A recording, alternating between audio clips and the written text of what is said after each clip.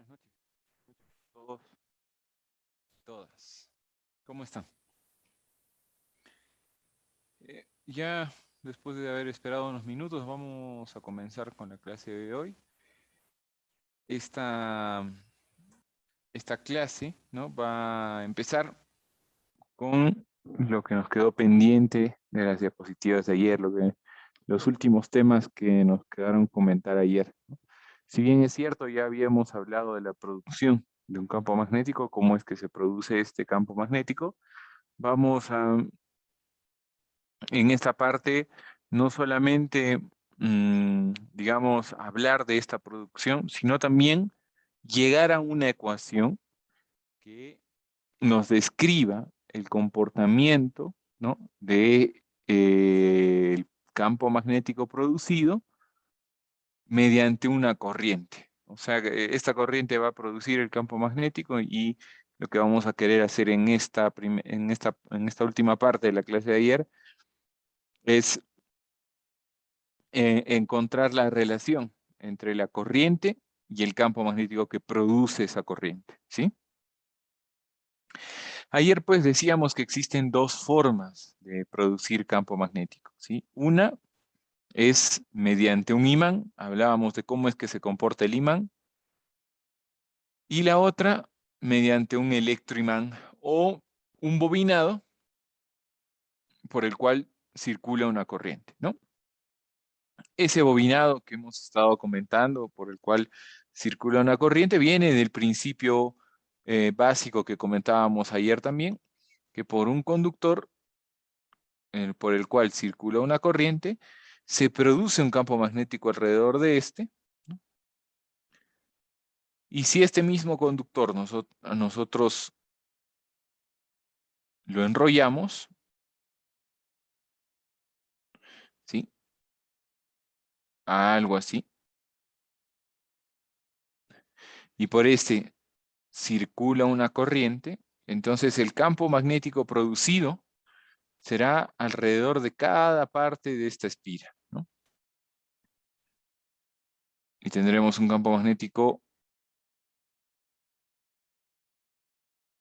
en cada parte de esta espira, ¿sí? ¿Qué es lo que vamos a tener, no? Por acá tendremos un campo, por acá, pero acá al centro, ¿no?, vamos a tener un campo proveniente de todas estas partes. Y lo que vamos a obtener en sí es un campo magnético interno alrededor de cada espira. Y si decimos que las espiras están juntas, tenemos un campo magnético en toda esta parte. Esta misma espira la vamos a usar acá, ¿no? Es ese mismo cable, es ese mismo conductor que está enrollado en ese bloque cuadrado que es el bloque que nosotros vamos a llamar de núcleo. Entonces, es esto mismo. Si acá hay campo magnético, si este verde es un campo magnético que se ha producido debido a esa corriente que circula en este bobinado, diremos también que hay flujo magnético, ¿sí? Entonces, dentro de este bobinado, acá en el centro, ¿no?, en el caso de acá, en el centro del bobinado tenemos aire, ¿no? No hay nada. Pero en este caso, en el centro del bobinado tenemos este bloque que es un núcleo, ¿sí? La idea de colocar un núcleo es para aprovechar de mejor forma el campo magnético o el flujo magnético que se produce por este bobinado. Por ejemplo, acá circula una corriente y se produce un campo magnético y un flujo magnético, y este núcleo lo que va a hacer es aprovechar de mejor forma, conducir de mejor forma este flujo magnético alrededor de su superficie, ¿sí?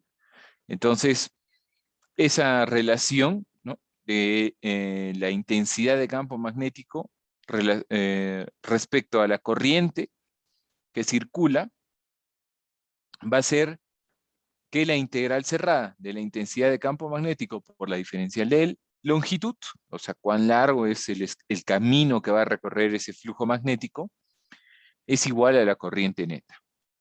La corriente neta va a ser la corriente que estamos hablando, esta corriente, mejor así, y el número de vueltas, ¿no? La corriente neta, entonces, es la corriente que circula por cada una de las vueltas, ¿no? Por eso, corriente por número de vueltas, ¿sí? Y si sacamos este, esta intensidad de campo magnético fuera de la integral, nos queda que eso es igual a intensidad de campo magnético por la integral de diferencial del aire, de longitud, por la longitud. Y tendríamos esta ecuación, que la vamos a ver en un momento, ¿sí? Como les decía hace un momento, ¿no? En ese bobinado que nosotros conversamos, internamente en este bobinado, lo que tenemos es aire, ¿no? Acá no hay nada. Y en este aire es que tenemos ese flujo magnético, ese campo magnético que hemos estado hablando. Acá lo que tenemos es un núcleo. Si tenemos aire, es muy probable que el campo magnético que tengamos se disperse, ¿no? Un poco se quede acá adentro, pero otro o tanto se irá, ¿sí? Para otros lados. Si tenemos un núcleo ferromagnético, que son estos núcleos, ese flujo magnético, ¿no? Disperso no va a ser tan grande como el del aire, ¿no? Va a tener un mejor camino que recorrer. Y ese camino justamente va a ser el material, ¿no? El material, el núcleo, va a entregar un camino para este flujo magnético. Entonces, como tiene un camino, ya no se va a ir para cualquier lado, ¿no? Todo el flujo magnético se va a concentrar y va a circular alrededor de este núcleo. Entonces, este núcleo sería como un almacenador, ¿sí? De flujo magnético, ¿no? Entre comillas, porque no es un almacenador, ¿no? Es como un almacenador, que lo único que hace es aprovechar todo el flujo que se está produciendo y hacerlo transitar por su superficie, ¿no? Por el mismo bloque, para que el flujo que se está creando debido a esta corriente no se vaya y sea aprovechado de mejor forma, ¿sí? Entonces, ya ayer veíamos que un imán no nos iba a servir para un trabajo de este tipo, porque el imán lo que tiene es un campo magnético constante, ¿no? Y para tener un campo magnético variable, eso es a partir de una bobina o un bobinado o un devanado por el cual circule una corriente. Entonces, eso está pasando acá, ¿sí? Y además de eso, nosotros le estamos dando al centro de este devanado, le estamos colocando un núcleo que lo que va a hacer es potenciar aún más ese flujo magnético que se está creando y que no se disperse, que no se vaya, que se quede ahí, ¿sí? Entonces, eh, esta siguiente diapositiva nos habla de eso, ¿no? Nos dicen si el núcleo es de hierro o de ciertos materiales denominados ferromagnéticos, casi todo el campo producido por la corriente va a permanecer dentro del núcleo, ¿no? Entonces vamos a tener un camino de integración para esta ecuación, ¿no? Esta integral cerrada se va a dar en una longitud. ¿En qué longitud? En toda la longitud de este núcleo, ¿no? En todo el espacio del núcleo. Lo que quiere decir es lo que les decía, que queda, ya que este va a ser una constante, la intensidad de campo magnético sale y me queda la integral de la derivada de la longitud. Eso es longitud. Entonces me queda intensidad de campo magnético, longitud, y la corriente neta va a ser la corriente por el número de vueltas, ¿sí? Y es lo que tenemos acá. Si queremos separar solamente la intensidad de campo magnético, nos queda esta otra fórmula, ¿no? Número de vueltas por corriente entre longitud de recorrido medio, ¿sí? ¿Qué es la longitud de recorrido medio? La longitud de este núcleo, ¿sí? Lo estamos viendo como un núcleo rectangular o un bloque cuadrado, ¿no? Lo mismo podríamos decir de estirarlo, ¿no? Lo cortamos por uno de los lados, digamos, agarramos y lo estiramos, ¿sí? Entonces, ese cuadrado, ¿no? Estirándolo, va a tener una longitud, ¿cierto? Esa es la longitud de recorrido medio. Si nosotros nuevamente lo doblamos y lo hacemos un cuadrado, va a ser toda la longitud. Si comenzamos de acá, todo esto, hasta este punto, hasta donde hemos empezado, es la longitud de recorrido medio. Por todo el espacio que va a circular este flujo magnético, ¿sí? Exacto, tipo acorazado, ¿no? Aunque ahorita estamos viendo más un núcleo cualquiera, ¿no? Se asemeja a uno tipo acorazado. Entonces, la intensidad de campo magnético va a depender de esto, ¿sí?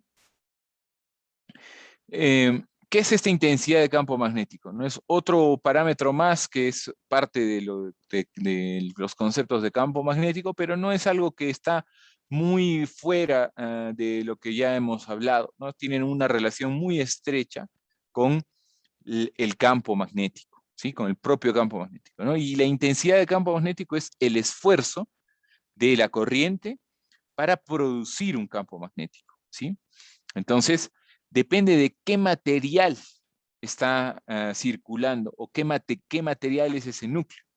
Digamos, si no tendríamos un núcleo y tendríamos aire ahí, el esfuerzo para establecer un flujo magnético sería mucho más grande, porque el flujo magnético se iría para todo lado. Entonces, mantenerlo en un sitio sería mucho más grande. La intensidad de campo sería menor, ¿no? Tendríamos menor intensidad de campo.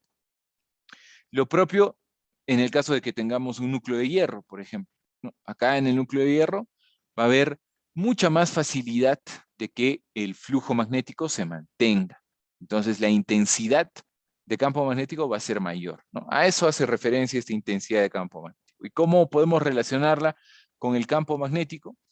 Y es que el campo magnético es la permeabilidad del material por la intensidad de campo magnético. Eso quiere decir que la intensidad de campo magnético es el campo magnético entre la permeabilidad del material, ¿no?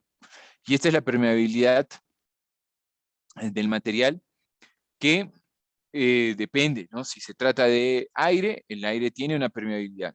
Es justamente la permeabilidad del vacío, ¿no? 4pi por 10 a la menos 7 henrios por metro. Pero podríamos hablar de la permeabilidad del hierro, podríamos hablar de la permeabilidad de algún material conjugado para poder mejorar aún las propiedades, etcétera, ¿sí? Y siempre podemos comparar permeabilidades mediante una permeabilidad relativa, ¿no? La permeabilidad relativa es la permeabilidad del material entre una permeabilidad de espacio vacío, ¿no? Para tener una idea de referencia respecto a la permeabilidad del espacio vacío, ¿no? Esto de permeabilidad del espacio vacío y permeabilidad relativa es algo que ustedes ya conocían del curso de cálculo aplicado a la física 2. Entonces, teniendo esta ecuación, ¿no? Esta puntualmente, vamos a reemplazar acá, ¿sí? Eso es lo que vamos a hacer. Y lo que nos queda es esto, ¿no? Que el campo magnético va a ser la permeabilidad del material, del núcleo, por el número de vueltas del bobinado, por la corriente que circula por el bobinado, todo esto entre la longitud de recorrido medio, ¿no? Ya habíamos visto también esta ecuación, que el flujo magnético es la integral de campo magnético por la diferencial del área. Si hablamos de que son constantes en todo el área, la ecuación de flujo magnético nos queda esta de acá, y reemplazando este campo magnético, ¿no? Con esta ecuación nos queda esta otra ecuación. Permeabilidad del material, número de vueltas, corriente, área, entre longitud de recorrido medio, ¿no? Y acá, digamos, ayer ya les decía, ¿no? ¿Y para qué sirve tanto esta ecuación o esta otra ecuación, ¿no? ¿Para qué? Eso es lo que hemos llegado de la producción de campo magnético, ¿sí? ¿Para qué nos pueden servir? Pues, si no tenemos, nosotros tenemos, por ejemplo, un transformador, digamos que este ejemplo que estamos viendo a la derecha, sea un transformador que tenga otro bobinado al otro lado y por el cual salga un secundario, ¿no? Y este sería nuestro primario. El voltaje inducido en el secundario, recordemos, ¿de qué depende? De el número de vueltas la derivada del flujo magnético en función del tiempo. O sea que depende del flujo magnético. ¿Y quién produce el flujo magnético? El flujo magnético lo produce esta corriente. ¿Mediante qué ecuación? Mediante esta ecuación. Acá el área de sección transversal va a ser la misma.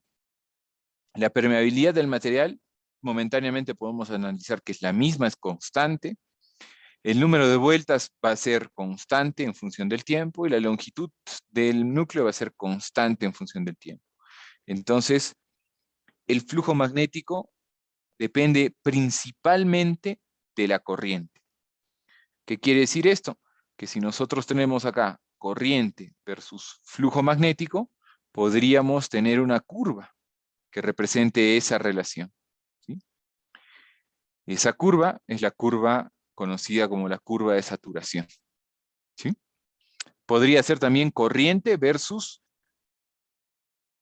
campo magnético, ¿no? No necesariamente flujo magnético. ¿Por qué? Porque acá también es constante, constante, constante y me queda corriente relacionado directamente a campo magnético. Y justamente esto que estamos hablando es lo que vamos a empezar a ver hoy día, ¿no? Esta curva de saturación que luego va a ser, digamos, vamos a ver una versión un poco más extendida de la curva de saturación, que es lo que se conoce como el flujo de histéresis. Y este flujo de histéresis está directamente relacionado a las pérdidas de una máquina.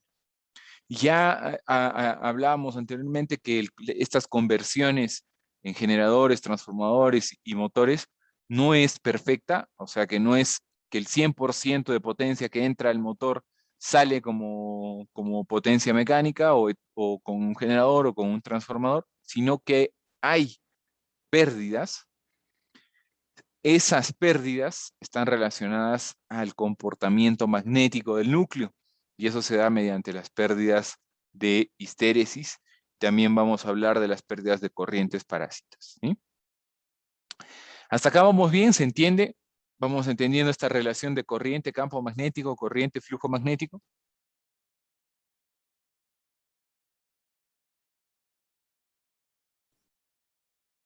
Sí, profesor.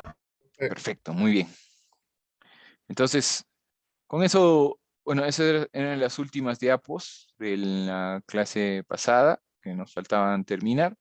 Y vamos ya a comenzar con las que corresponden a la sesión de hoy día.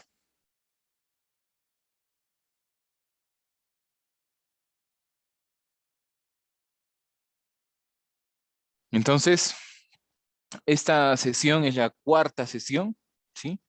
Eh, que corresponde a la segunda sesión de la segunda semana, ¿no? La segunda clase de esta segunda semana. Vamos a continuar, digamos, enfocados en lo mismo que hemos estado viendo el día de ayer, identificar principios y leyes de las máquinas eléctricas. Pero ahora ya vamos a ver el comportamiento de los materiales ferromagnéticos y lo que les comentaba hace un momento, la pérdida de energía en un núcleo ferromagnético, ¿sí? Esta pérdida de energía va a ser un punto importante cuando analicemos los transformadores, que van a ser los primeros que vamos a ver. Cuando analicemos transformadores, vamos a analizar las pérdidas de los transformadores. Y son pérdidas, un grupo de estas pérdidas está relacionada a las que se conocen como las pérdidas en el núcleo, están relacionadas a estas pérdidas energéticas en el núcleo ferromagnético. Básicamente son dos, una por la curva o el lazo de histéresis y dos por corrientes parásitas, ¿sí? Hay formas de minimizar ambas pérdidas y eso también lo vamos a comentar. Lo vamos a comentar ahora cuando veamos estas pérdidas de energía en un núcleo ferromagnético. Bueno, este es el repaso de lo que hemos estado viendo, digamos, el día de ayer, ¿no? Con los distintos, digamos, principios fundamentales de estas máquinas, ¿no? En este caso es que un conductor que porta una corriente dentro de un campo magnético produce una fuerza inducida en él, ¿sí? ¿Recuerdan eh, cuál es el principio básico de qué equipo, de qué máquina es esta?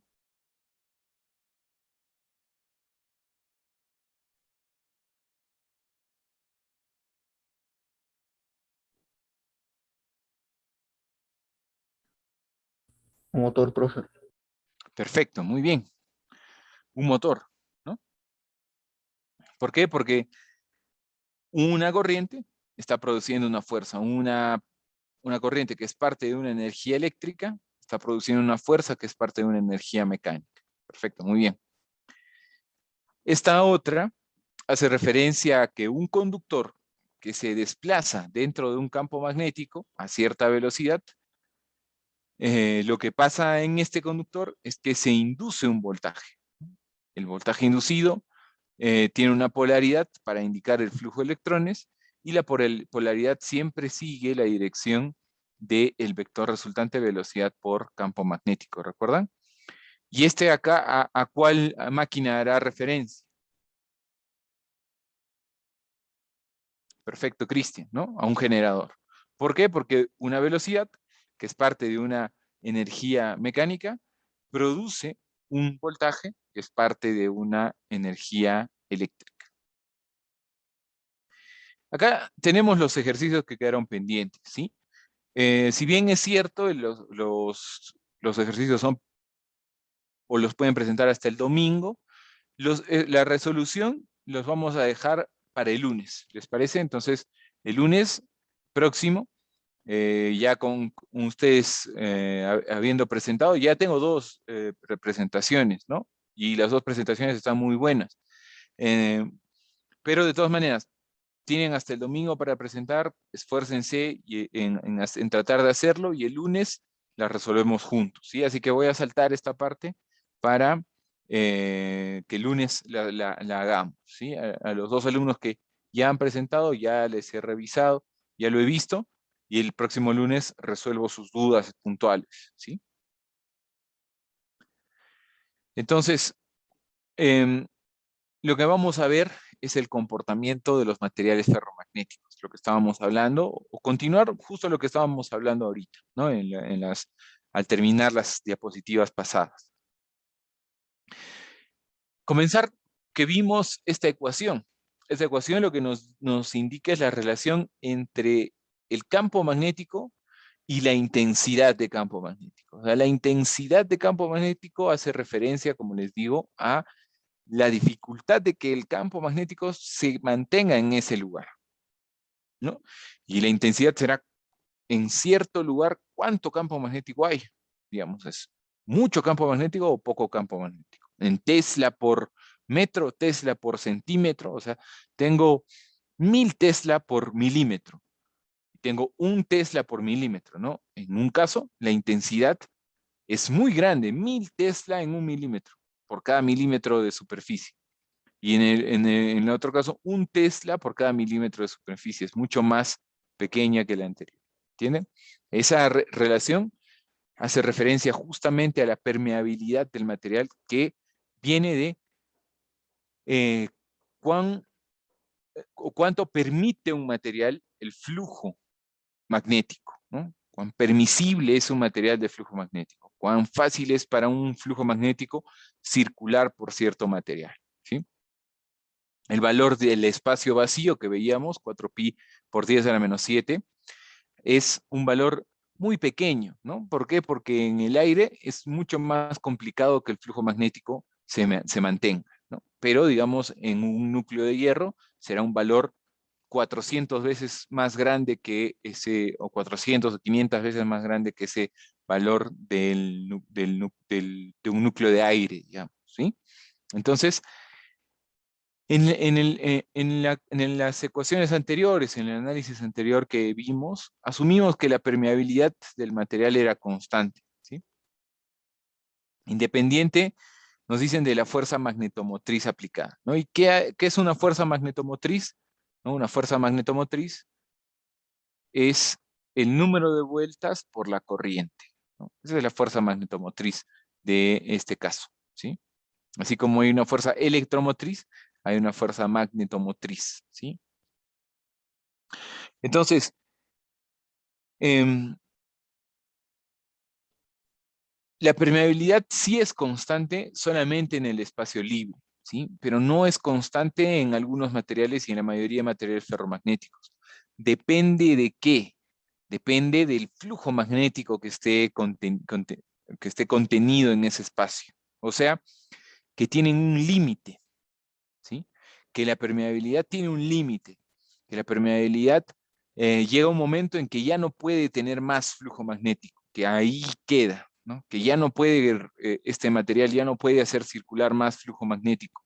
Por más que nosotros le metamos 100 amperios más de corriente y que según la ecuación anterior que veíamos, donde el flujo magnético depende de la permeabilidad, el número de vueltas, la corriente, el área y la longitud de recorrido medio. Por más que le aumentemos 100 amperios a esta corriente, el flujo magnético ya no va a aumentar más, llegó al máximo, ¿sí? Entonces, en algunos casos, esta permeabilidad tiene un límite, ¿no? No es constante, ¿no? Y ese caso es especial en los materiales ferromagnéticos, ¿no? Y en el hierro.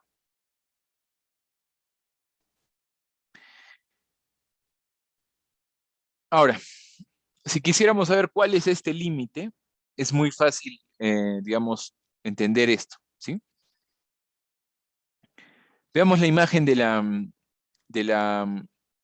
de la derecha, ¿sí? Y volvamos a ver esta ecuación. Uy,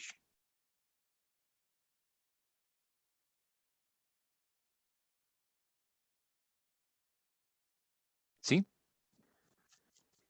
A este lado, nosotros conectamos una batería en corriente continua, ¿sí?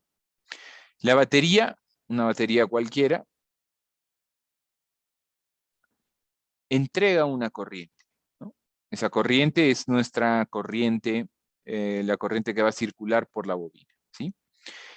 Nosotros podemos colocar, o imaginariamente vamos a colocar un resistor variable acá, un potenciómetro,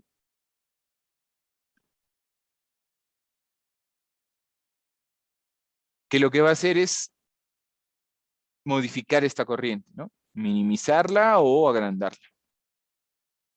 Ahora, si la corriente es cero, en un punto inicial, ¿no? Acá tenemos flujo magnético y corriente. Si la corriente es cero, ¿no? Acá, el flujo magnético será cero en esta ecuación, ¿no? Cero por cualquier cosa nos va a dar cero. Entonces tenemos ahí un primer punto. Ahora, mientras aumentemos la corriente, este flujo magnético debería de aumentar. Y así, ¿no? Podemos ir aumentando más y más y más y más la corriente y nuestro flujo magnético aumentando más y más y más y más, ¿sí? Eso, esa curva, ese comportamiento sería un comportamiento ideal, ¿no? Un comportamiento perfecto, donde a más corriente que le coloco, más flujo magnético, ¿no? Si tendríamos esta situación, nuestras máquinas, nuestros transformadores, nuestros motores, nuestros generadores, trabajarían pues con potencias mucho más grandes, tendrían muchísimos menos pérdidas, ¿no? Pero eso no ocurre en la realidad. En la realidad, ese comportamiento sí comienza en cero, empieza y tiene una parte lineal, pero poco a poco va perdiendo esa linealidad y tiene este comportamiento aproximadamente, ¿sí?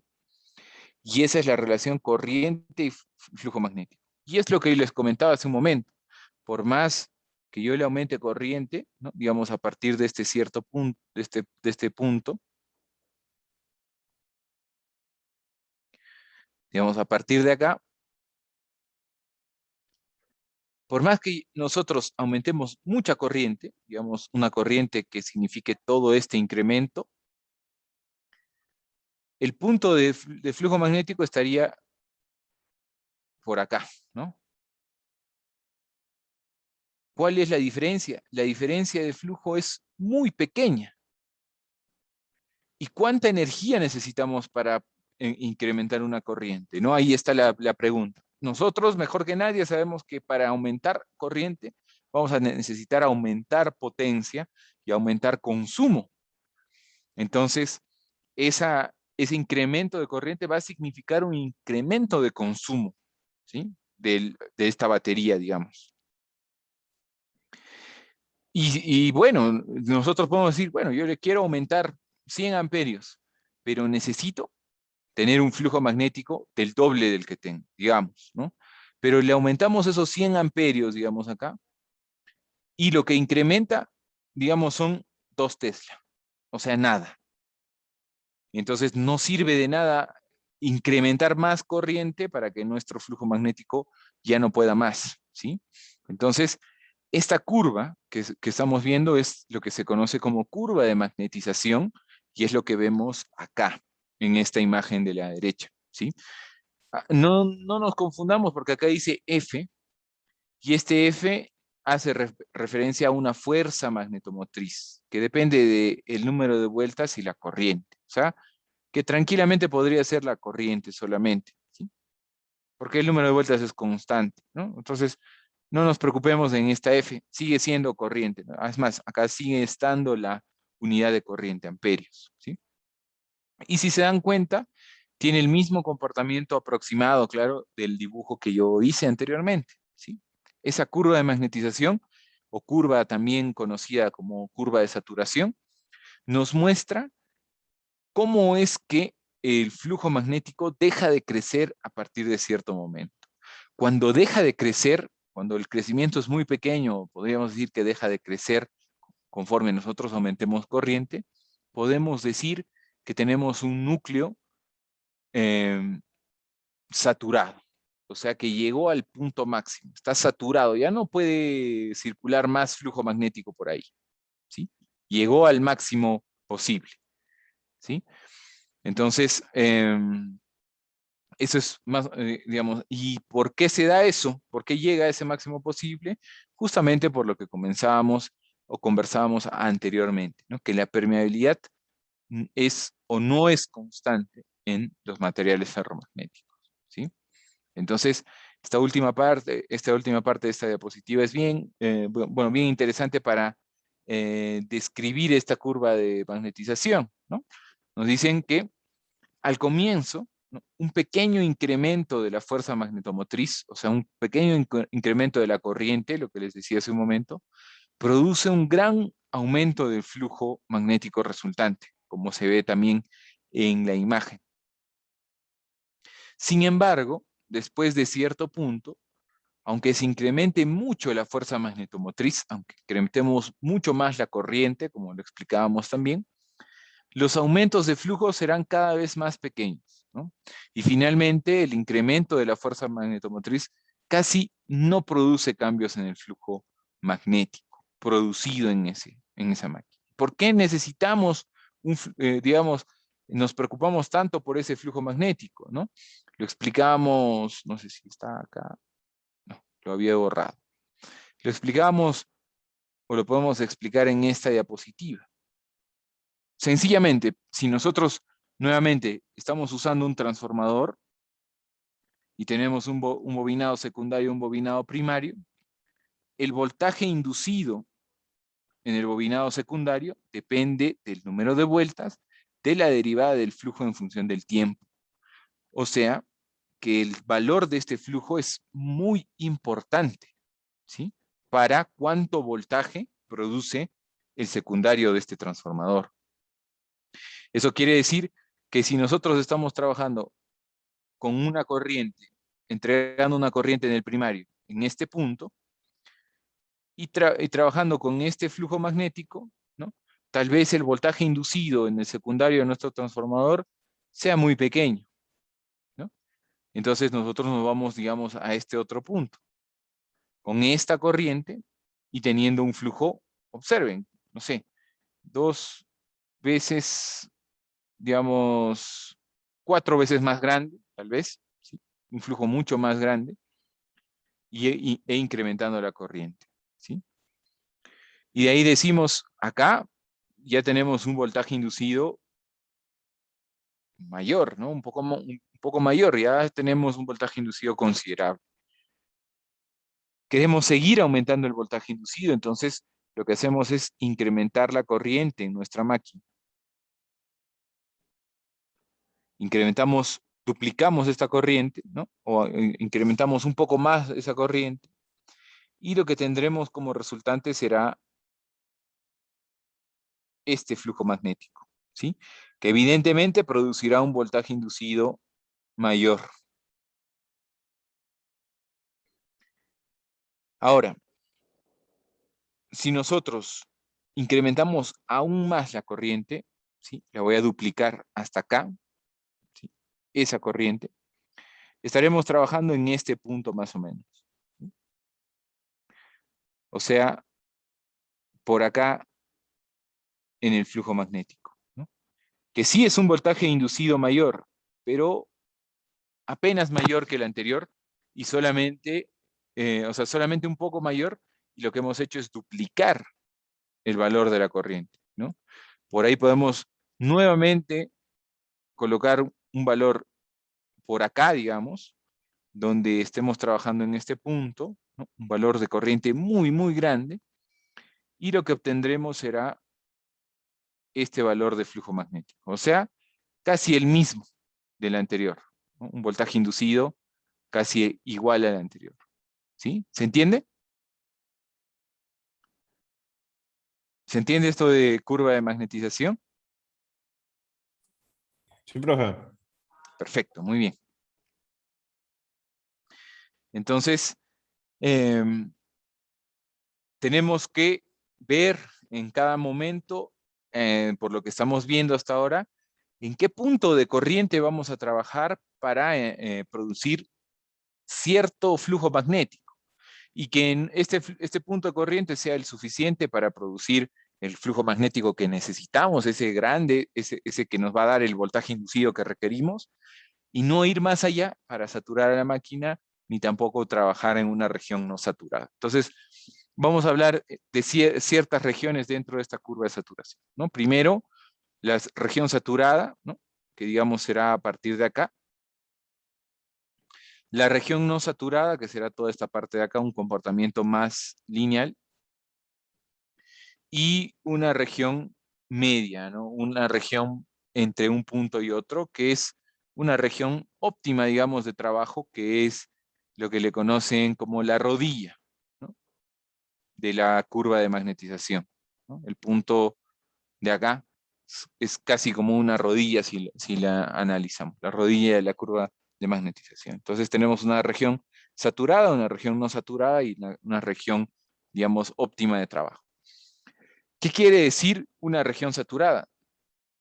O sea, que si nosotros estamos trabajando con corrientes que están por acá y estamos trabajando, produciendo flujos que están por acá, ¿no? Nuestro núcleo estará saturado. Como el nombre lo dice, ya no puede más, ¿sí? Está trabajando con el máximo de corriente y el máximo de flujo magnético. Y nosotros le seguimos insistiendo, tú puedes más flujo magnético, que solamente crece un poquito.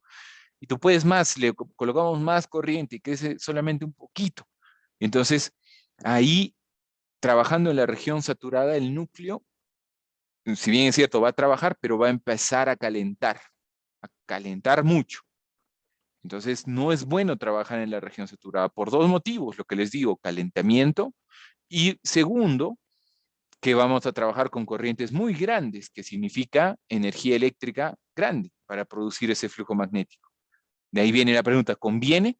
Tal vez ni conviene entregar tanta energía para producir un flujo magnético y hacer una conversión energética, ¿sí? En la región no saturada, ya también tenemos un comportamiento casi lineal. Por más que aumentamos un poco de corriente, va a aumentar bastante flujo magnético. Sin embargo, tenemos ahí valores de flujo magnético pequeños, ¿no? No tan considerables, que nos van a dar, por ejemplo, voltajes inducidos no tan grandes como los que requerimos tal vez. Y entre una y otra región tenemos un punto óptimo de trabajo, como les digo, donde, si bien es cierto, es una corriente, digamos, que va a tener que ser entregada, no es una corriente muy elevada y produce un campo magnético considerable, ¿sí?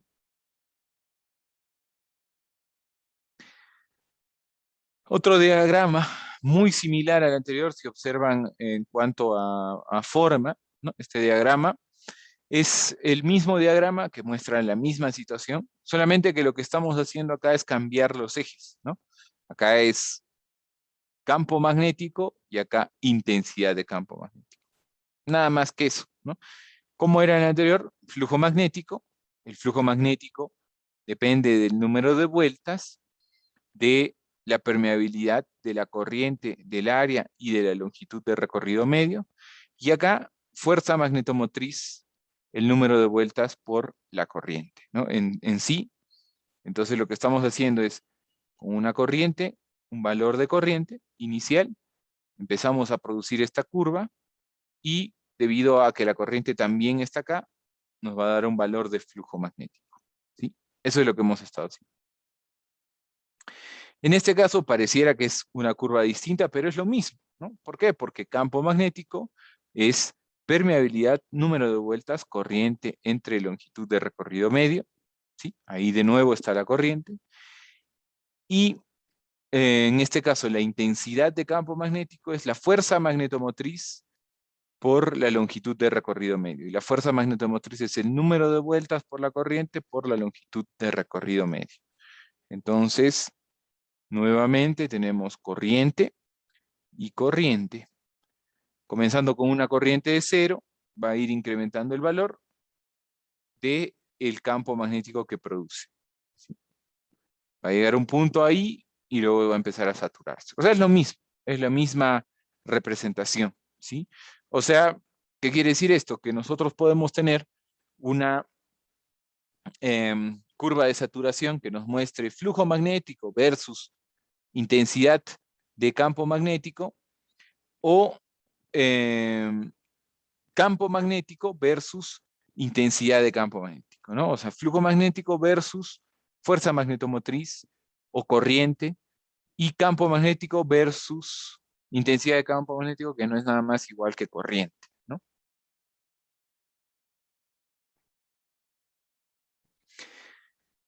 En esta, ¿para qué hemos hecho esto, no? ¿Para qué hemos hecho esta relación campo magnético e intensidad de campo magnético? Porque la relación entre estos dos es justamente la permeabilidad, ¿no? Nosotros la permeabilidad la recogemos de esta ecuación, nos queda esto. ¿Y qué es campo magnético versus intensidad de campo magnético? Esta curva de saturación.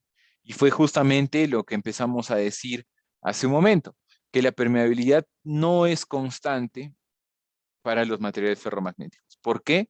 Porque tiene un valor y luego se satura. Luego ya no permite, ya no tiene un valor eh, o ya no permite, ya no es tan permisible el material para hacer circular más flujo magnético del que está circulando, ¿sí?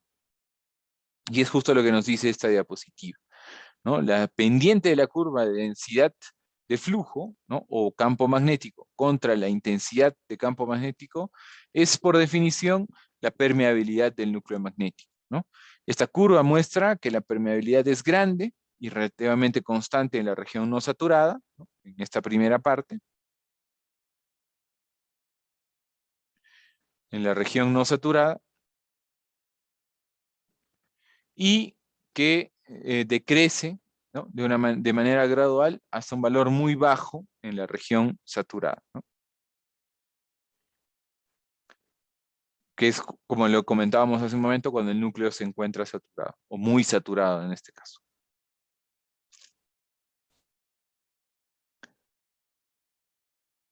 Esta última figura, ¿no? Lo que nos muestra es justamente esa curva de magnetización, pero para una pieza típica de acero. O sea, en todos estos valores hemos estado viendo valores más teóricos, digamos, comportamientos teóricos de flujo magnético respecto a corriente o campo magnético respecto a corriente. Sin embargo, lo que tenemos acá sí es una curva de magnetización para una pieza de acero y acá podemos ver, uno, que la intensidad de campo magnético está expresada en una escala logarítmica, ¿no?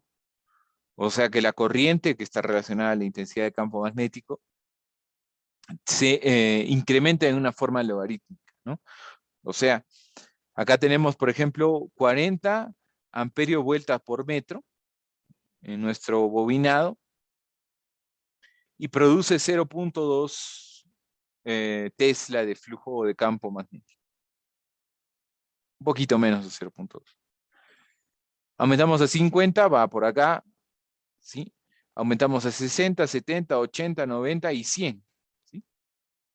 En 100 está por 0.7 Tesla, ¿no? Luego nos vamos a 200, 300, 400, a 1000, ¿no? En 1000 está más o menos en 1.5 Tesla. Y luego nos vamos a 5000, ¿no? En 5000 está más o menos en 1.7 Tesla, ¿no? Y el anterior era 1.5 Tesla en 1000. Para subir 0.2 Tesla de diferencia, de 1.5 a 1.7, hemos requerido aumentar 4000 amperios vuelta por metro, ¿no? Tendríamos que ver, ya que la intensidad de campo magnético va a ser el número de vueltas por la corriente entre la longitud, tendríamos que ver cuán largo es para ver los metros, cuántas vueltas tiene para ver las vueltas y saber cuál es la dirección o la relación directa con la corriente, ¿sí? Pero definitivamente es un incremento brutal de corriente para solamente incrementar 0.2 Tesla en esta producción de campo y de flujo magnético, ¿sí? ¿Hasta ahí vamos bien? ¿Sí? ¿Se entiende?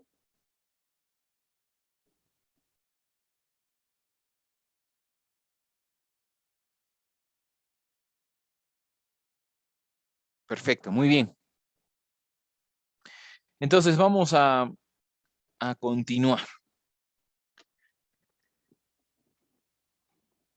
A ver.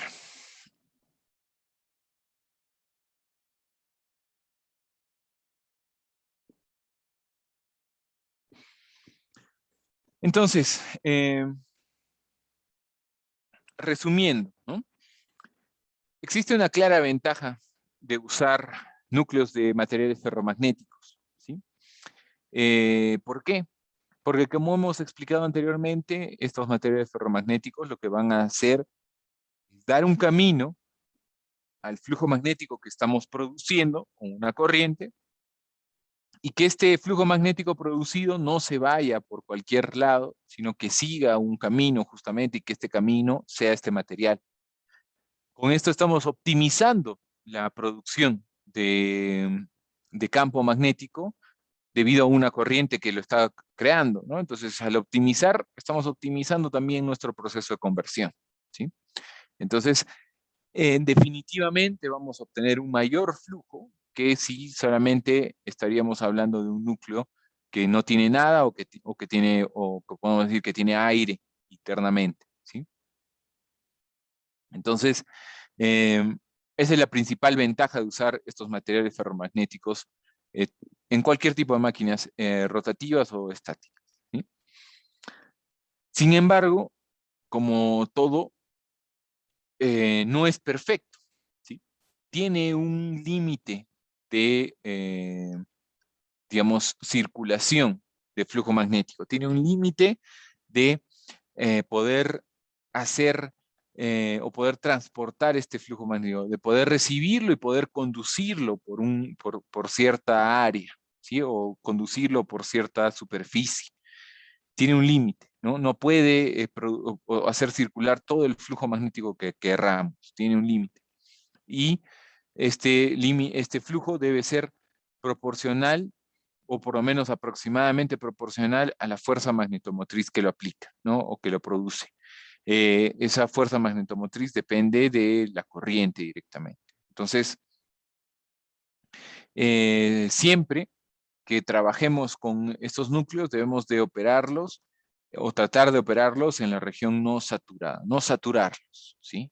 Porque la saturación lo que va a hacer es estresar el material, por más que nosotros digamos, ah, no, está perfecto, tenemos más flujo magnético, es lo que queremos, pero estamos estresando el material, produciendo daños al material, incrementando la temperatura interna de la máquina y que eso se va a ver reflejado en mayores pérdidas, ¿no? Entonces, al fin y al cabo, no estamos logrando lo que queremos, solamente estamos haciendo todo lo contrario al incrementar más corriente para producir más flujo magnético, ¿sí?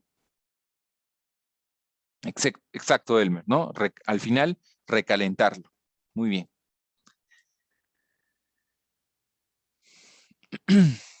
Entonces, acá era lo que yo, esta diapositiva está relacionada a lo que ya comentábamos, ¿no?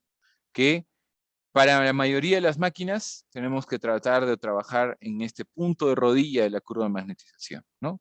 ¿Para qué? Para no estar trabajando ni en una región que produzca poco flujo magnético, ni tampoco saturando a la máquina, o saturando el núcleo de la máquina, para hablar mejor, ¿sí? Y como ya les vengo diciendo también, ¿no? Ya que nuestros generadores, motores, transformadores, dependen del flujo magnético para producir un voltaje o un torque respectivamente, o un voltaje en un transformador también, como lo hemos visto, van a ser diseñados siempre para producir el máximo flujo posible, ¿sí? Siempre vamos a necesitar el máximo flujo posible, pero tampoco, como ya lo estamos comentando, tanto flujo magnético que saturemos el núcleo y que nos traiga más problemas que beneficios, ¿sí? ¿Sí, vamos bien?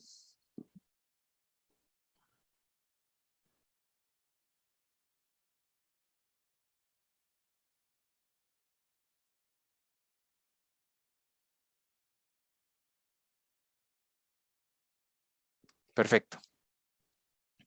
Entonces, eh,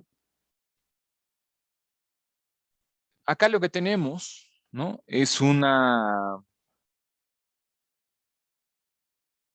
ejercicio, ¿no? En este ejercicio nos dicen un núcleo magnético cuadrado tiene una longitud media de 55 centímetros y un área de sección transversal de 150 centímetros cuadrados. Una bobina de 200 vueltas de alambre está enrollada en una de las columnas del núcleo, el cual está hecho de un material cuya curva de magnetización se muestra en la figura, la misma que hemos estado viendo anteriormente, ¿no? Nos piden encontrar cuánta corriente se requiere para producir un flujo de 0.012 Webers en el núcleo, cuál es la permeabilidad relativa del núcleo para esa corriente y cuál es su reluctancia, ¿no? La reluctancia es la capacidad o la eh, capacidad de un material a resistir el flujo magnético, no es nada más que eso, ¿sí? Entonces, ¿cuánta corriente se requiere para producir un flujo magnético de 0.012 Webers en el núcleo, ¿sí? El campo magnético, ¿no? A partir de la ecuación que flujo magnético es campo magnético por área, ¿no? El campo magnético será flujo magnético entre áreas, ¿no? ¿Cuánto flujo magnético? 0.012 Webers.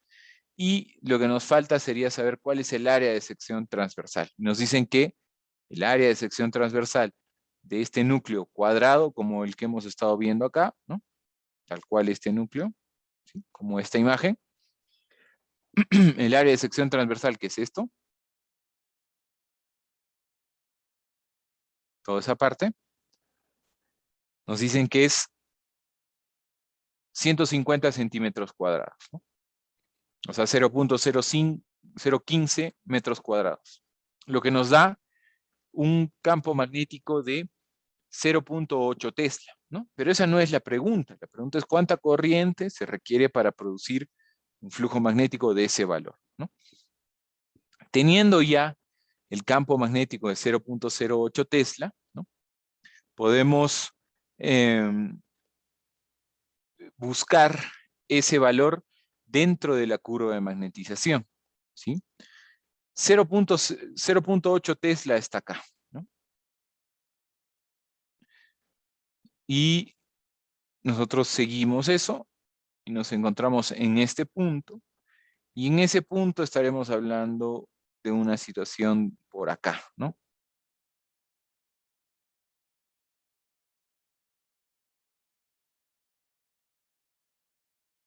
Digamos. O sea, aproximadamente 115 amperio vuelta por metro. Entonces, para producir 0.012 Webers de flujo magnético en este núcleo magnético, cuya curva de magnetización vemos acá, requerimos 115 amperios espirámetro, disculpen, como valor de intensidad de campo magnético, ¿sí?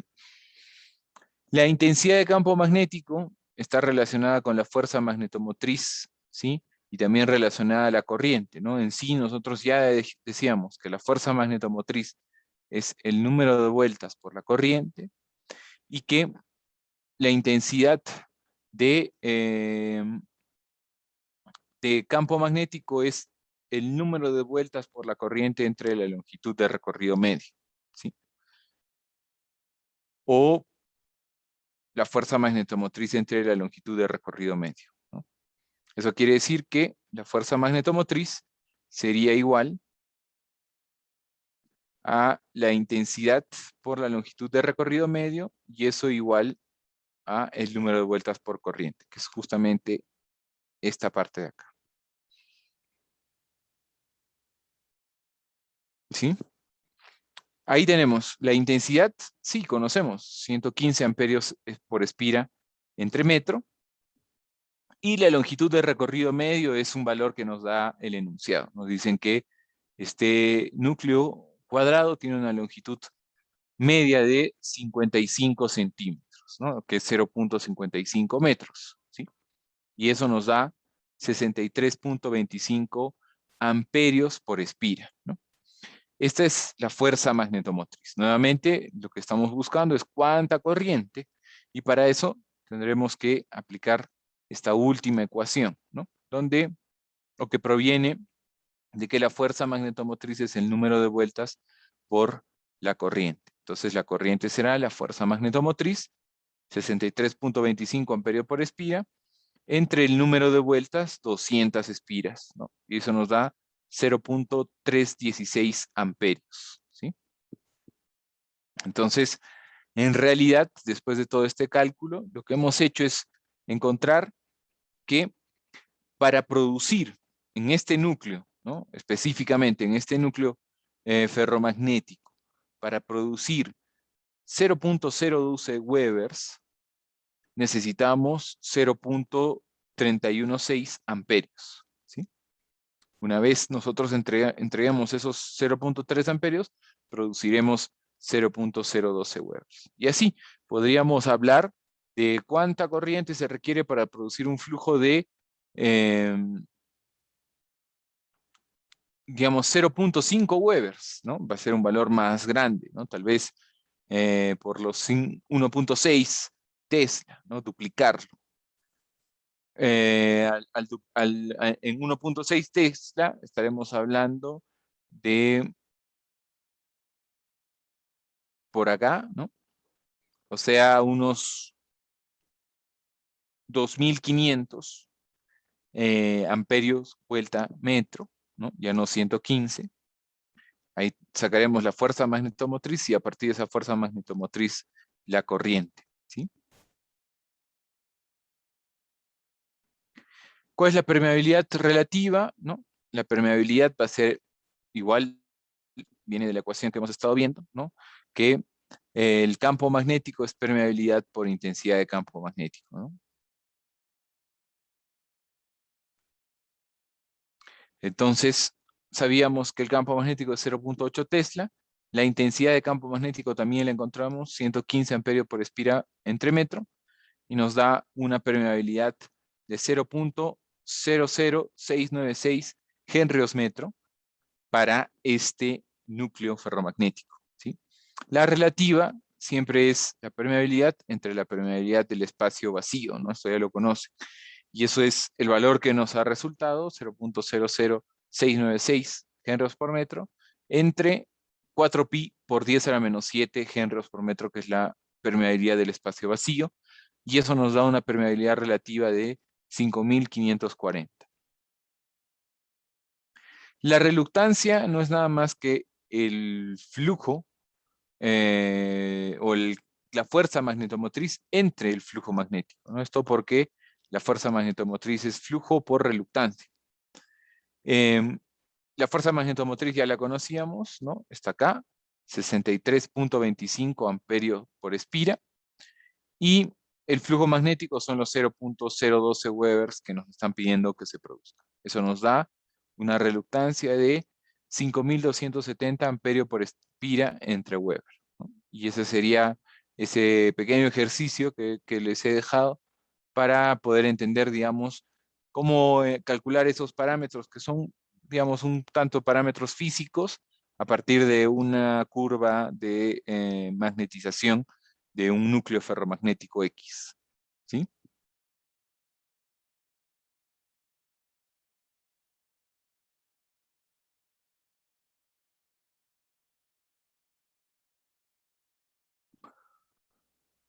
Bueno, entonces hasta ahí lo que hemos visto es que para producir el flujo magnético y que estas máquinas, sean generadores, motores o transformadores, trabajen, porque dependen todos estos del valor del flujo magnético, ¿sí? El voltaje que produce un transformador depende del flujo magnético, el voltaje que produce un generador depende del flujo magnético, el torque que produce un motor depende del flujo magnético, lo vamos a ver luego en las semanas que vienen, eh, analizando las ecuaciones que rigen el comportamiento de un motor, de un generador, y van a ver que depende directamente del flujo magnético. Entonces, lo que hemos visto es que el flujo magnético interno en una máquina no es constante, sino que varía, ¿sí? O sea que el flujo magnético o trabajar con el flujo magnético va a requerir un punto específico y que este flujo magnético que va a circular por la máquina o que va a ser parte del trabajo de la máquina, nosotros necesitamos que esté en el punto máximo, pero tenemos un límite, ¿no? Y ese límite es saturar el núcleo, ¿no? No podemos saturar ese núcleo porque nos trae más problemas que beneficios, ¿sí?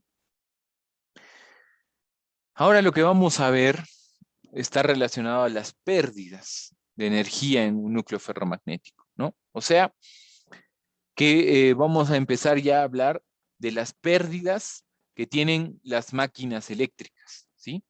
O sea, si hablamos de pérdidas de energía, eh, podemos pensar por un momento en, nuevamente, que, digamos, en un transformador, ¿no? Nuevamente vamos a poner el ejemplo del transformador, ya que es lo que vamos a ver, eh, vamos a empezar a ver la próxima semana, ¿no? Entonces, en un transformador, analicémoslo como un bloque X transformador. De un lado tenemos energía. En este caso, energía eléctrica, ¿no? ¿Por qué? Una fuente de tensión y una corriente que circula por el primario del transformador. ¿Qué es lo que vamos a obtener del otro lado, ¿no? Del otro lado lo que vamos a obtener es un voltaje, y si tenemos conectada una carga, una impedancia, una corriente que va a circular por ahí. O sea, energía eléctrica. Energía eléctrica en la entrada, energía eléctrica en la salida. Ahora, si nosotros colocamos 100 watts hora, digamos, de energía eléctrica en la entrada, o si lo vemos como potencia eléctrica, ¿ya? Mejor para no hablar de watts hora. Si tenemos potencia eléctrica, tenemos 100 watts, ¿sí? Y queremos potencia eléctrica al otro lado, ¿no? Lo ideal sería que tengamos 100 watts al otro lado, ¿sí? O que en ese tiempo sigamos con los 100 watts hora de energía. Esa situación sería una situación ideal, ¿no? Todo lo que está entrando a la máquina, esos 100 watts, la máquina los trabaja y me entrega 100 watts en la salida, ¿no? Otro nivel de voltaje y otro nivel de corriente. Pero esa situación no es real, ¿no? Esa situación no se da. Es más, la potencia de entrada, ¿no? No es igual a la potencia de salida. Y esta desigualdad se debe a diferentes situaciones reales, ¿no? Situaciones reales que están relacionadas al trabajo interno de la máquina, ¿no? O sea, pérdidas. Estas pérdidas pueden ser pérdidas eh, eléctricas, las vamos a ver luego, ¿no? Por comportamiento eléctrico de la máquina. Pueden ser pérdidas mecánicas, ¿sí? Recordemos que estamos viendo una máquina mecánica, en el caso del transformador no, pero en el caso de un generador, un motor sí. ¿Sí? Pueden ser pueden ser pérdidas relacionadas a la producción del campo magnético. ¿Sí? Esas pérdidas relacionadas a la producción del campo magnético o al comportamiento del campo magnético son las que son conocidas como pérdidas en el núcleo. Pérdidas en el núcleo ferromagnético. ¿Sí?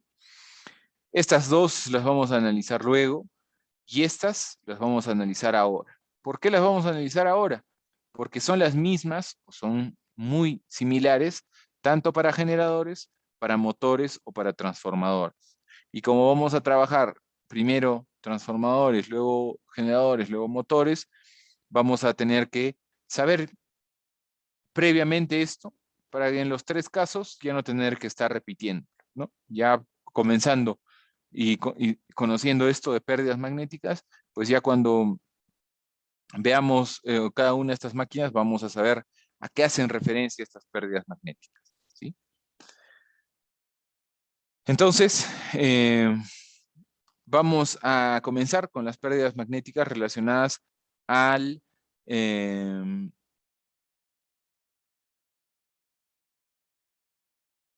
al lazo de histéresis, pero este lazo de histéresis tiene una relación muy directa con la curva de magnetización o curva de saturación que acabamos de ver, ¿sí? ¿Por qué se da el lazo de histéresis? Es lo que vamos a ver. ¿Y qué es el lazo de histéresis primero?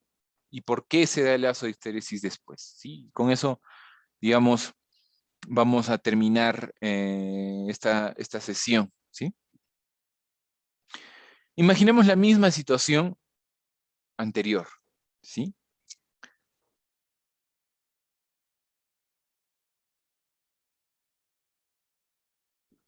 Este mismo bobinado que está, digamos, o que produce un flujo magnético y ese flujo magnético, debido a que el núcleo es de material ferromagnético, circula por el material ferromagnético, ¿sí? Para encontrar la curva de magnetización, lo que hicimos fue conectar una fuente de corriente continua acá, y esa fuente de corriente continua entrega una corriente, ¿no? La curva de magnetización básica es corriente versus flujo magnético. O sea, esta corriente, el flujo magnético depende de esa corriente. Conforme vamos aumentando la corriente, va aumentando el flujo magnético y es lo que vimos así más o menos, ¿sí? Pero eh, no vamos a trabajar con corrientes continuas, ¿sí? Sino ahora lo que vamos a hacer es colocarle una fuente alterna, que entregue una corriente alterna. O sea, la corriente ya no es un valor continuo, sino es una corriente máxima por el seno del ángulo más menos un desfase.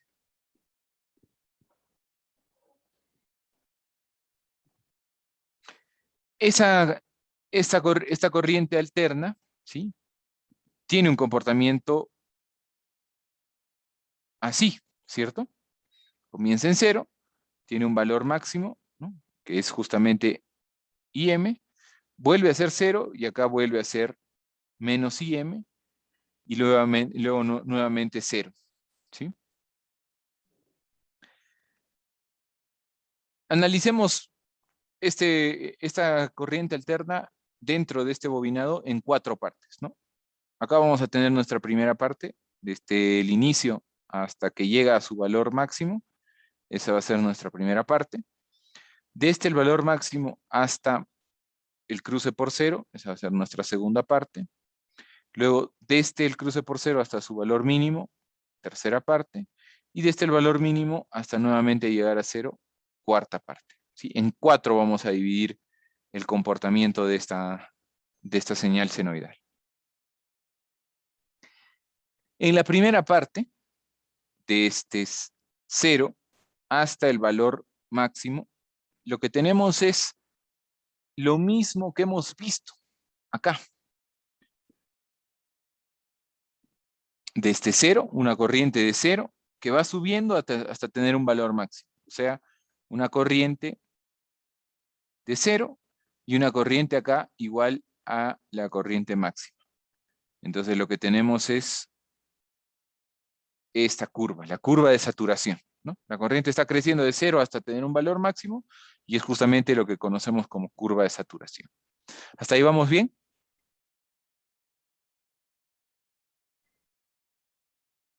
¿Se entiende esta primera parte de las ondas senoidal? ¿Qué es lo que produce?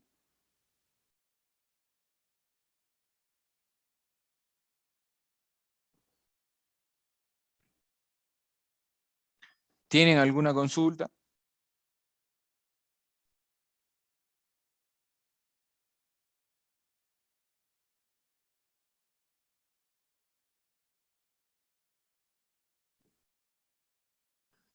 Muy bien.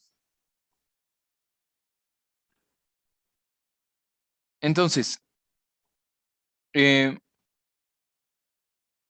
ahora ya llegamos a este punto, ¿no?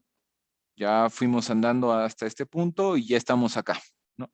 Ahí estamos acá. Ahora esta curva senoidal lo que va a hacer es disminuir. Desde acá va a empezar a bajar su valor. Ya no está incrementando. Va a bajar y nuevamente va a ser 0. Lo lógico sería que ya que llegó al valor máximo empiece a disminuir por el mismo camino, ¿cierto? Y luego vuelve a ser 0. Eso sería algo lógico. Esa sería una situación ideal. Pero el retorno, en el caso de esta máquina, o en el caso de las máquinas o de los materiales ferromagnéticos, viene por acá hasta un punto acá. ¿Sí? Luego de eso, vamos a analizar la siguiente parte, ¿no? Sigue disminuyendo hasta ser menos el valor máximo. Va a seguir disminuyendo hasta tener su valor su valor mínimo, ¿no? Mínimo negativo. Luego,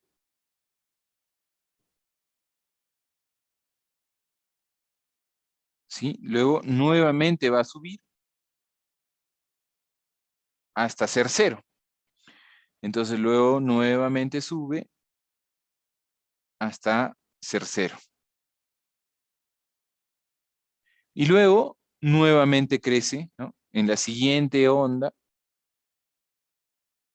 en la siguiente parte de la onda, que sería por acá, nuevamente crecería y tendría esta forma, ¿no?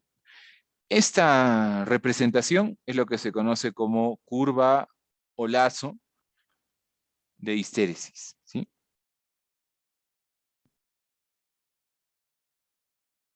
Y se da por la aplicación de una corriente senoidal en el bobinado, digamos, en el bobinado que produce este flujo magnético. El flujo magnético en esta situación senoidal va a ir variando en cada instante, en cada ciclo, va a ir teniendo un valor máximo, regresando, volviendo a crecer, regresando, volviendo y volviendo a crecer. este punto, todo esto de acá, es lo que se conoce como flujo residual. Y el flujo residual es una especie de almacenamiento, una especie de memoria que tiene el material ferromagnético debido a la polarización magnética que ha sufrido, ¿sí? Un remanente, exacto, Daniel, ¿sí? ¿Y por qué se da ese remanente, no? Creo que está eso en las diapositivas de la siguiente semana, pero lo podemos ir comentando rápidamente. Bueno, veamos estas. Ahorita les explico por qué se hace ese flujo residual o flujo remanente, justamente. Entonces, como lo comentábamos, en vez de aplicar una corriente continua, ahora aplicamos una corriente alterna. Ahí está la corriente alterna, ¿sí? La corriente alterna entonces comienza en cero, llega a tener un valor máximo, vuelve a ser cero, llega a tener un valor mínimo, vuelve a ser cero y luego nuevamente el valor máximo, cero, nuevamente el valor mínimo y así sucesivamente, cíclicamente durante muchísimo tiempo, ¿sí? Entonces, si aplicamos eso, lo que va a ocurrir es que en la primera parte nos dicen va a seguir la trayectoria AB, ¿no? Y que básicamente esa es la misma curva de magnetización que hemos visto anteriormente, ¿no? Acá ¿a qué se referencia con la trayectoria AB? A la trayectoria desde el punto A, que está acá, hasta el punto B, que está acá. Que si yo la vuelvo a marcar, es justamente la curva de magnetización, como nos dicen acá, ¿sí? Y como ya les explicaba, cuando regresa, ¿no? Decrece del punto B al punto C en la siguiente parte de la onda, ¿no? Acá fue del punto A al punto B, ¿no? En esta parte de la onda. En esta otra parte de la onda va del punto B al punto C. En la siguiente parte de la onda irá del punto C al punto D. O sea, en esta mayor disminución va del punto C al punto D.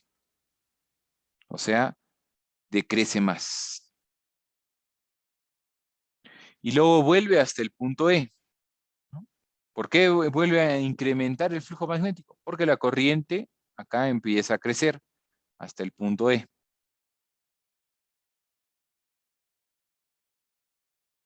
Y luego nuevamente va del punto E al punto B, ¿sí? Y luego nuevamente va del punto E al punto B. Y luego nuevamente C, D, E, P, y así sucesivamente irá circulando nuestro flujo magnético en valores que van comprendiendo o van haciendo, dibujando, graficando esta curva de histéresis, ¿sí? Acá la pregunta es, ¿cuándo no habría curva de histéresis? ¿No? Porque qué complicado que sea así. Yo preferiría que no exista curva de histéresis. Yo preferiría que crezca por acá hasta tener el valor acá, vuelva por el mismo lugar, baje por acá y vuelva a crecer por el mismo lugar. Entonces, teniendo ese comportamiento, ya sabría que es muy similar a la situación anterior que hemos estado viendo. ¿Por qué existe este remanente, este flujo residual? ¿Sí? Ese flujo residual es el culpable. ¿Y por qué existe el flujo residual? ¿Sí? Este bloque de hierro, por ejemplo, que es un material ferromagnético en el cual, digamos, o que puede constituir un núcleo,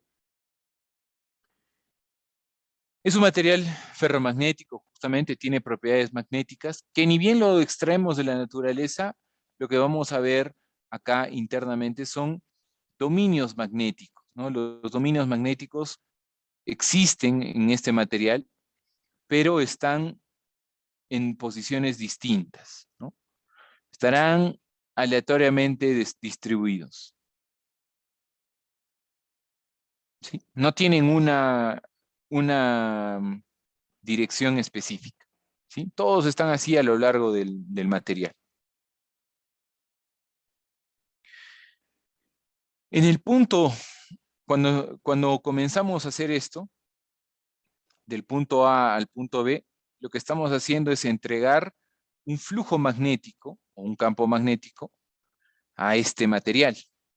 O sea, está circulando un flujo magnético o un campo magnético por este material, debido a la corriente que circula por el bominado. Lo que hace ese flujo magnético o ese campo magnético es alinear todos los dominios magnéticos de este material. Uno quedará un poquito menos o más alineados, pero todos apuntan al mismo punto, ¿no? Claro, incluidos los que están acá, ¿no?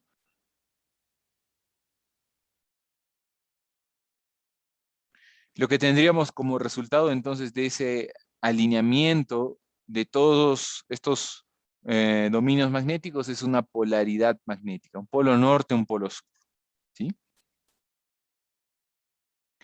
Pero ¿qué pasa en el punto B al punto C, cuando la corriente decrece?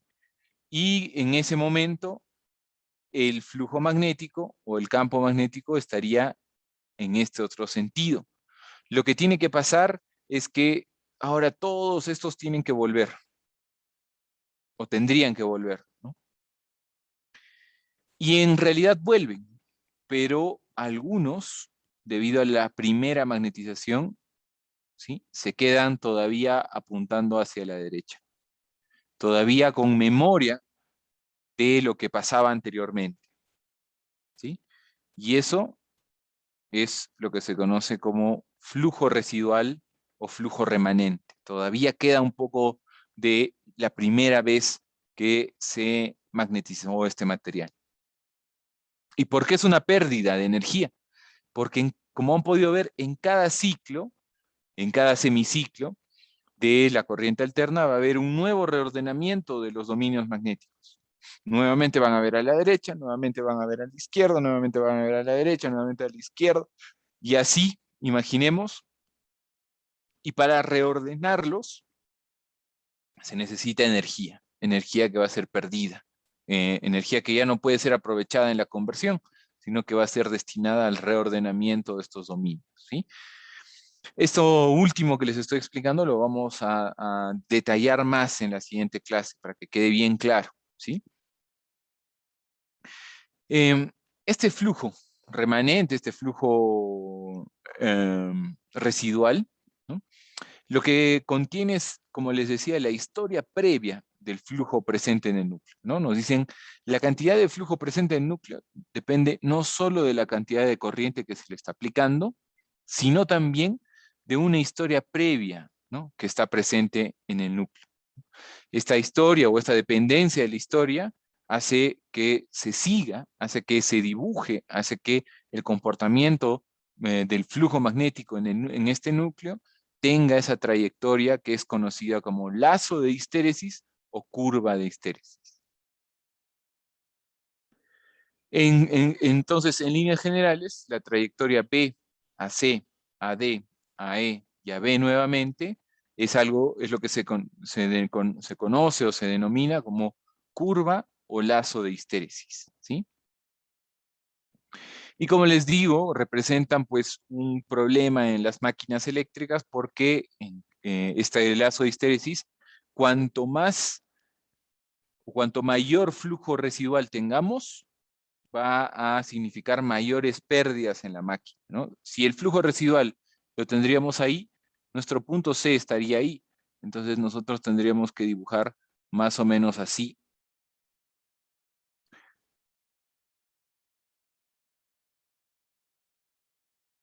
nuestra curva de saturación, ¿sí? Muchísimo más ancha, lo que significarían mayores pérdidas. Si nosotros tendríamos un flujo residual más pequeño, digamos por ahí, lo que tendríamos sería más o menos así, ¿no?, una curva de histéresis bien delgada, ¿no?, que sería toda esta parte,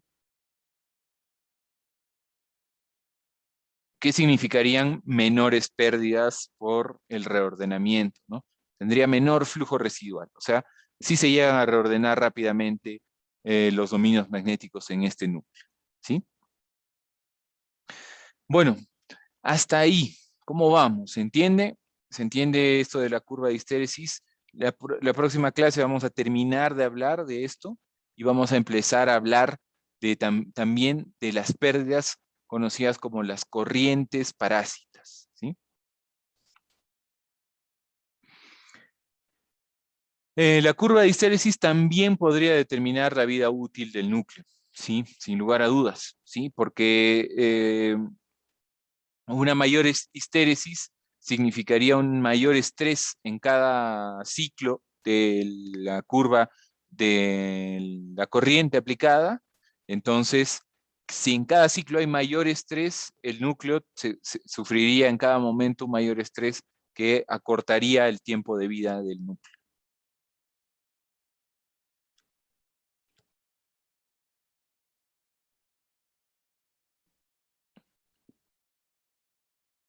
¿Sí, Elmer?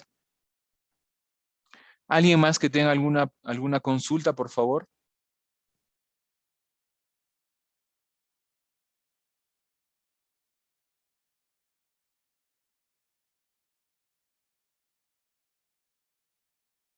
Muy bien.